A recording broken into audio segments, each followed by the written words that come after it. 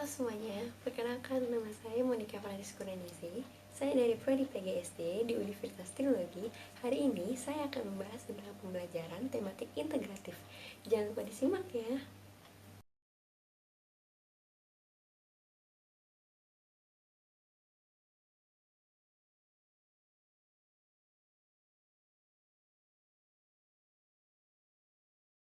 Nah, yang pertama itu ada rasional pentingnya pembelajaran tematik. Kurikulum 2013 mengarahkan pada praktik pembelajaran di sekolah dasar dengan pembelajaran tematik integratif.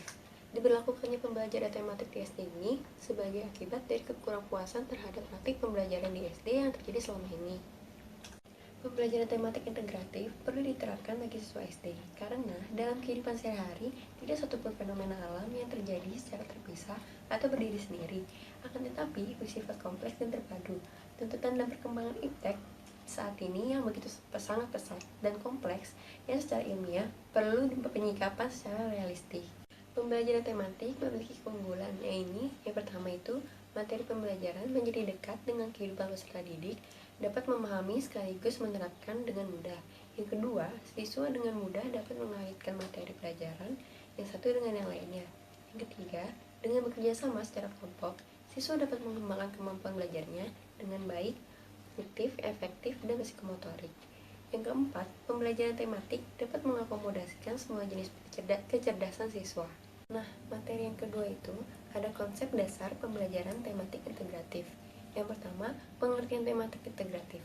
Pengertian tematik integratif adalah pendekatan pembelajaran yang mengintegrasikan kompetensi dari berbagai mata pelajaran ke dalam sebuah tema tertentu.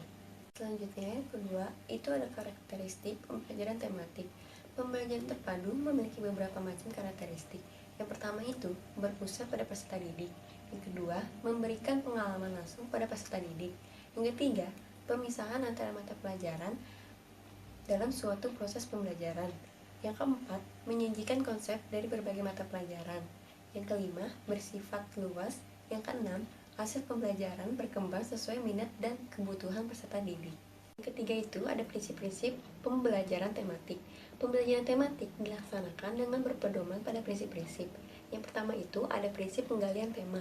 Tema yang dipilih hendaknya tidak terlalu luas dan tidak terlalu sempit. Tema hendaknya bermakna bagi siswa. Tema dipilih sesuai dengan tingkat perkembangan anak. Tema menggambarkan peristiwa yang otentik. Yang kedua itu ada prinsip pelaksanaan. Pada pelaksanaan pembelajaran tematik, guru bukanlah aktor tunggal dalam pembelajaran. Guru hendaknya bersifat akomodatif terhadap ide yang muncul. Pemberian tanggung jawab yang jelas, baik individu maupun kelompok. Yang ketiga itu ada prinsip evaluasi. Pada pelaksanaan evaluasi, hal yang perlu diperhatikan seperti evaluasi bersifat otentik, menekankan terjadinya evaluasi diri pada siswa, bersifat kesinambungan, menggunakan alat evaluasi yang beragam, mencakup aspek kognitif, afektif, dan psikomotorik. Yang keempat itu ada prinsip reaksi. Pelaksanaan pembelajaran tematik perlu memperlihatkan prinsip reaksi seperti guru hendaknya memberikan reaksi atas reaksi siswa dalam semua kejadian. Mempertimbangkan keseimbangan antara pencapaian instruksional efek dengan nuturan efek. Yang kelima itu tujuan pembelajaran tematik integratif.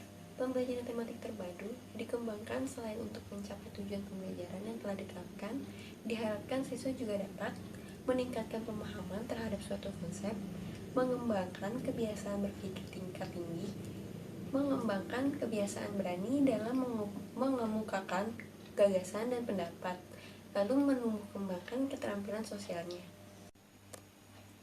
Yang keempat, ada prosedur pelaksanaan pembelajaran tematik.